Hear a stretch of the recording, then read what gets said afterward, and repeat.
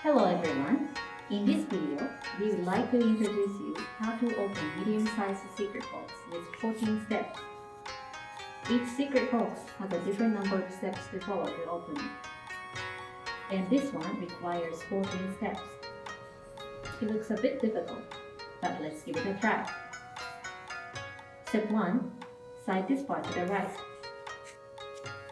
Step 2. Move the whole end down. Step 3. Slide this part to the right again. Step 4. Move the whole end down again. Step 5. Slide the lid. Step 6. Turn it around and slide this part to the right.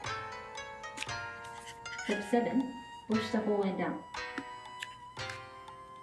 Step 8. Slide this part to the right again.